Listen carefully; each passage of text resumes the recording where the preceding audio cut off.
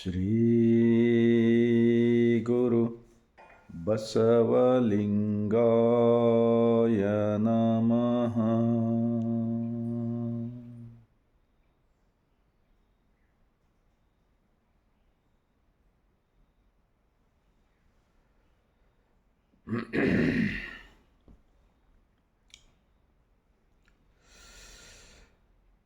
ಜಗಜ್ಯೋತಿ ವಿಶ್ವಗುರು ಸಕಲ ಜೀವಾತ್ಮರಿಗೆ ಲೇಸನ್ನೇ ಬಯಸುವ ಸಲುವಾಗಿ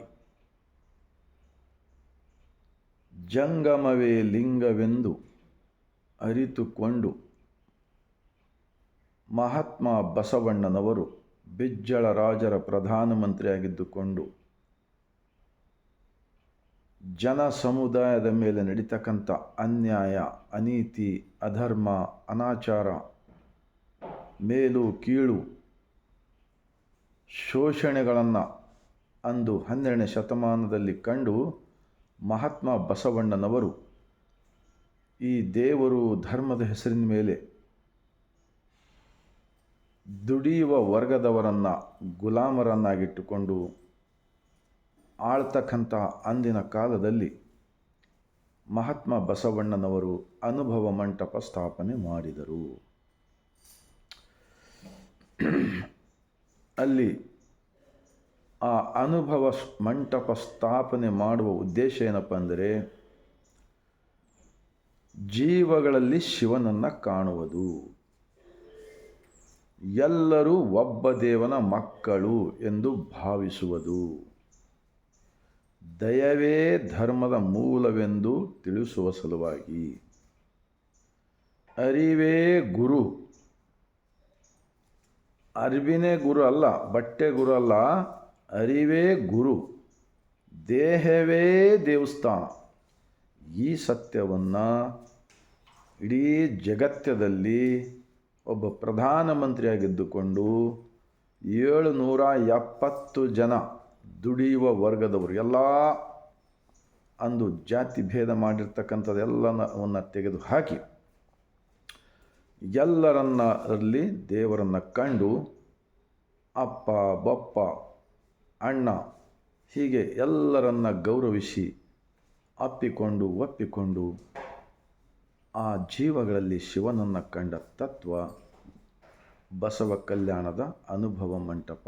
ಆ ಮೂಲಕ ಇಷ್ಟಲಿಂಗವನ್ನು ಕೊಡುವುದರ ಮೂಲಕ ನಿಮ್ಮ ದೇಹಗಳೇ ನಿಮಗೆ ದೇವಾಲಯವಿದೆ ಎಂದು ತಿಳಿಸುವ ಮೂಲಕ ಒಂದು ಜಗತ್ತಕ್ಕೆ ವಚನಗಳ ವಿಚಾರ, ಆಚಾರ, ನುಡಿ, ನಡೆ, ನುಡಿದಂತೆ ನಡೆ, ಅಂತರಂಗದ ಆತ್ಮ ಸಾಕ್ಷಿಯಿಂದ ಬದುಕಿ ಅನುಭವದ ಮೂಲಕ ಬರೆದುಕೊಟ್ಟಿರ್ತಕ್ಕಂತಹ ಈ ಗ್ರಂಥಗಳಲ್ಲಿ 100ಕ್ಕಿಂತ ಹೆಚ್ಚು ಶರಣರ ವಚನಗಳಿವೆ. ಆದ್ದರಿಂದ ಇಂತಹ ಅನೇಕ ಶರಣರ ವಚನಗಳಲ್ಲಿ ಒಂದು ಅಲ್ಲಮ ಪ್ರಭುರವರ ವಚನ ಕೂಡ ಇದೇ ಗ್ರಂಥದಲ್ಲಿ ಇರುತ್ತದೆ.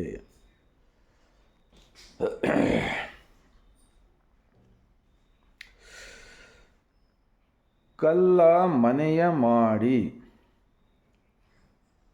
ಕಲ್ಲ ದೇವರುಗಳು ಮಾಡಿ ಆ ಕಲ್ಲ ದೇವರುಗಳ ಮೇಲೆ ಆ ಕಲ್ಲಿನ ಮನೆ ಕೆಡೆದರೆ ಆ ದೇವ ಎತ್ತ ಹೋದನು. ಆ ದೇವ ಎತ್ತ ಹೋದನು. ಲಿಂಗ ಪ್ರತಿಷ್ಠೆ ಮಾಡುವವರಿಗೆ ನಾಯಕ ನರಕ ತಪ್ಪದು. ಗುಹೇಶ್ವರ ಗುಹೇಶ್ವರ.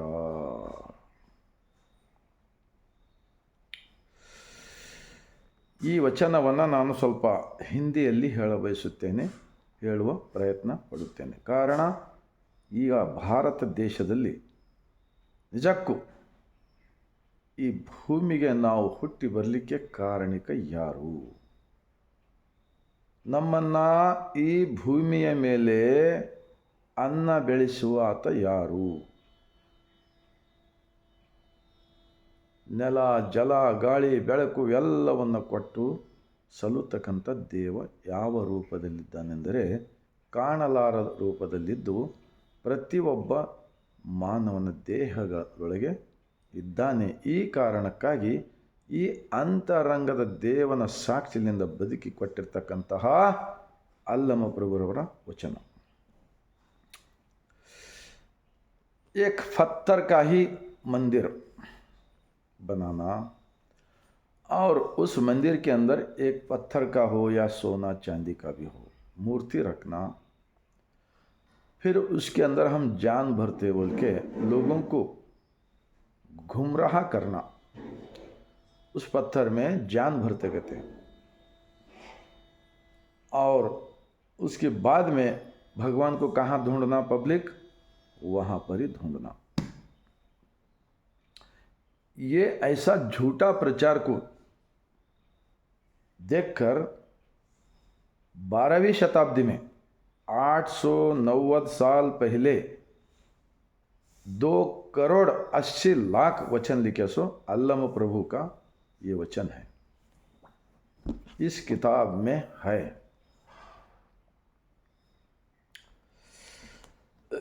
ಕಲ್ಲ ಮನೆಯ ಮಾಡಿ ಕಲ್ಲ ದೇವರುಗಳು ಮಾಡಿ ಆ ಕಲ್ಲ ದೇವರುಗಳ ಮೇಲೆ वो पत्थर के जो सोने का हो चांदी का हो मूर्ति उस मंदिर के अंदर रखने के बाद भगवान वहीं छह बोल के बोलने की वजह से जो मुग्ध लोग, गरीब लोग, ना समझ लोग, उनकी घर में कुछ भी तकलीफ हो तो मन्नत मांगना, वो करना, ये करना बोल के साल को एक बार यात्रा करना, चंदा वसूल करना करके ये करते। तो मेरे को ये वचन क्यों याद आ रहा बोले तो कुछ साल पहले महाराष्ट्र के अंदर खिल्लारी बोल के है, इधर बसवा कल्याण से ज़्यादा 50 किलोमीटर, वहाँ पर बहुत बड़ा भूकंप हो गया। उस खिल्लारी का पड़ोस में कम से कम 30-40 गांव भी पूरा हिल गए और मंदिर, हर गांव में मंदिर थे गिर गए। वो मूर्ति को जितने भी लोग सर पटक के मांगे थे ना अपना दुख दर्द को, वो पूरे मंदिर गिर के वो मूर्ति भी नहीं दिख रहा था। मैं भी वहाँ पर गया था उस वक़्त, और उस खिल्लारी भूकंप में हजारों लोग मर गए। तो इस धरती को हिलाने वाला कौन है? अगर हिलाने वाला वही मंदिर का भगवान अगर रहता तो उनका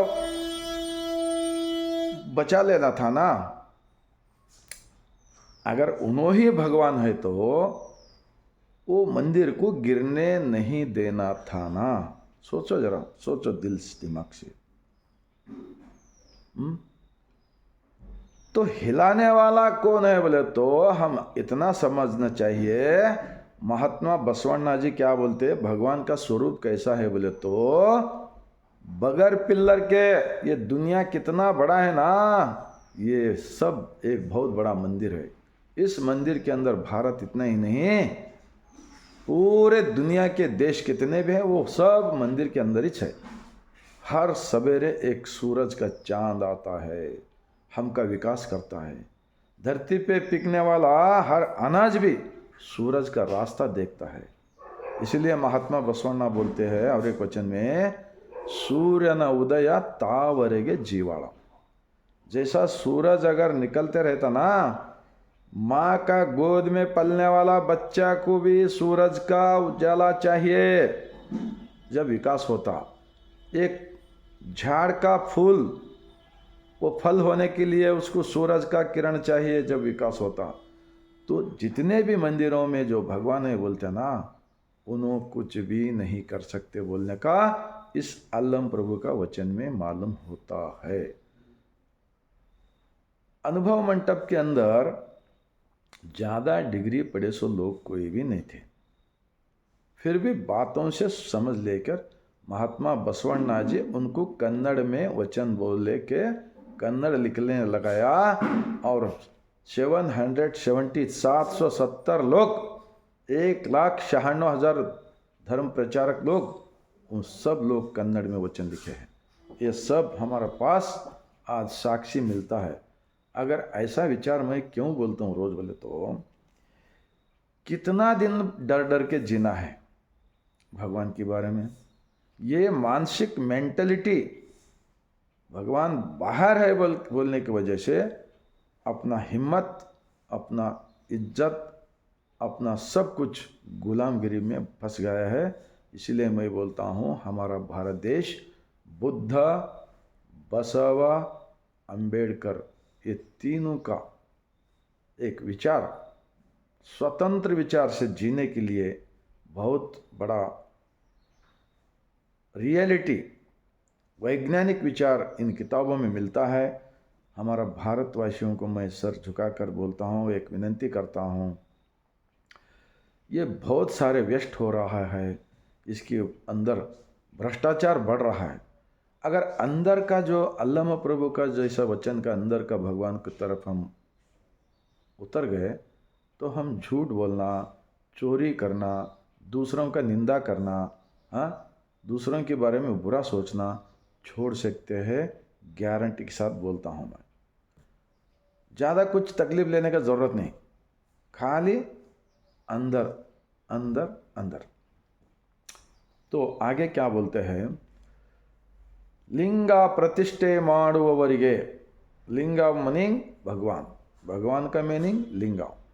ऐसा मंदिर बनाने वालों को नायक नरक तप्पदु गुहेश्वर बोले तो जो लोग जनता को मूर्ख बनाकर मंदिर में भगवान है बोल के दिखाने के बदले में तुम्हारा शरीर ही मंदिर है, तुम ईमानदारी से जिंदगी करो, मेहनत करो, काहे कवे कैलाश भी बोले ना, वर्क कीज वर्शिप। इसलिए ये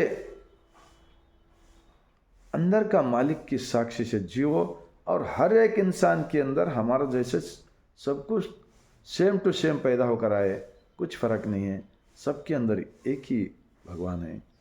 उन्होंने बाहर आता नहीं, लेकिन अंदर से हमको ये पंच इंद्रिय है ना, इंद्रियों से दिखाता है। इसलिए महात्मा बसवण्णा जी इष्ट लिंग दिए। लिंग इस छाती पे बांध लेने का मतलब क्या है, हमारा भगवान हमारा अंदर है, मेरा मंदिर मेरा शरीर है, मेरा देह देवस्थान है। ये ताकत 12वीं शताब्दी में 770 शरण लोग दिखाए। सो कर्नाटक के अंदर, भारत में कर्नाटक के अंदर बसवा कल्याण एक ऐसा क्षेत्र है, यहाँ पर नया अनुभव मंडप होने जा रहा है। इस अनुभव मंडप आगे के दिनों में ये पूरे वचनों में क्या दिखाता है, मूर्ति पूजा नहीं, मूर्ति पूजा का विरुद्ध में लिखा सो है, इंसान इंसानियत से जियो, सबके अंदर एक ही भगवान है, एक ही भगवान है। तो इसीलिए ये विचार मेहनत करने वाले मड़ीवाड़ माची तंदे,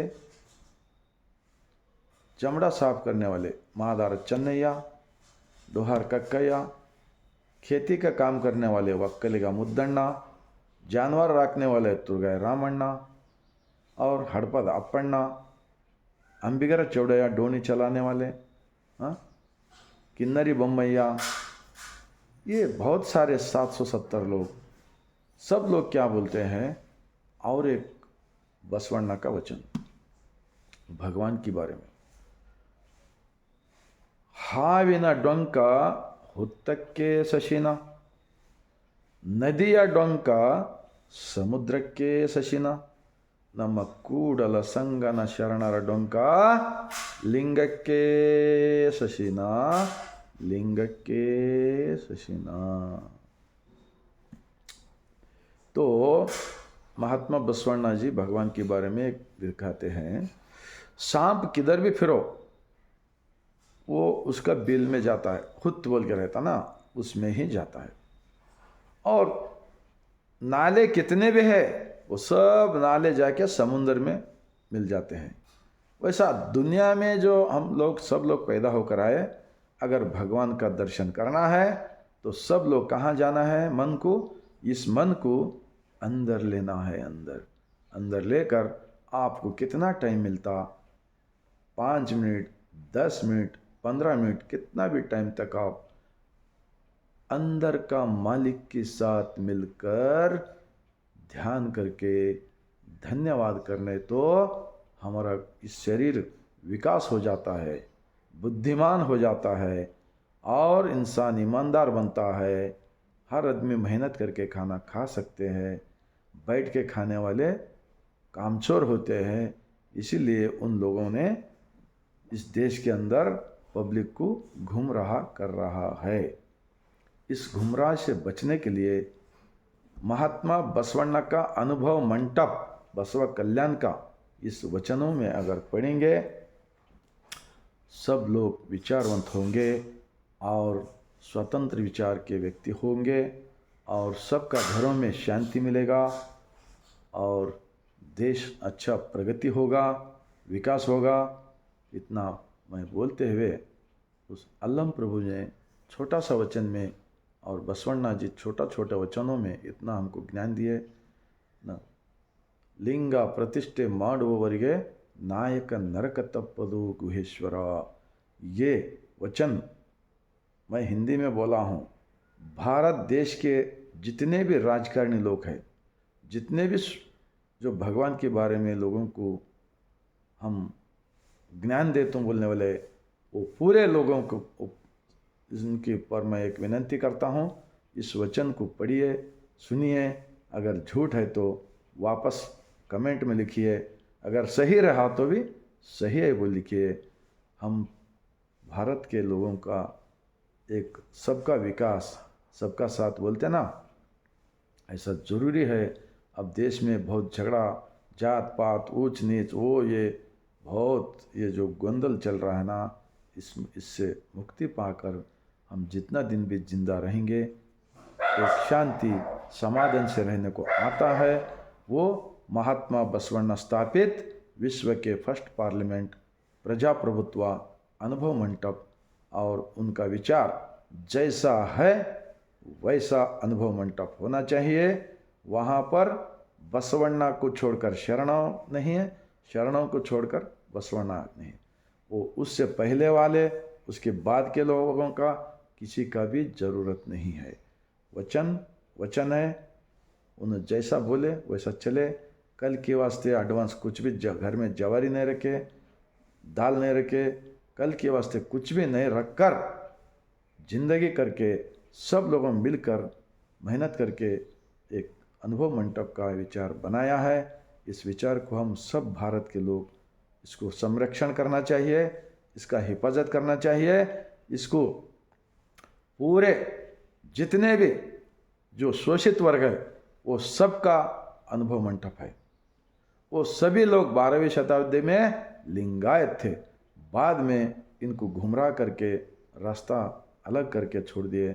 अब फिर सब लोग मिलकर रहने के वास्ते एक ही एक अनुभव मंडप है, महात्मा बसवण्णा स्थापित बसवा कल्याण का। इस अनुभव मंडप का विचार अगर हम बचाएंगे, हमारा देश बच जाएगा, हमारा देश प्रगति होगा, हमारा देश के अंदर के सब लोग भाई भाई बनकर जीने को आता है। इतना बोलते हुए इस विचार को कितने लोग देश के अंदर समझते हैं, उन सब लोगों को दिल से लाइक करो और सब्सक्राइब करो। भारत देश के अंदर 140 करोड़ जनता को पहुंचने का अगर काम करे तो यही सबसे बड़ा भगवान का पूजा होता है, पूजा होता है। इतना बोलते हुए मैं आप सबको मैं सर झुकाकर शरण करता हूँ।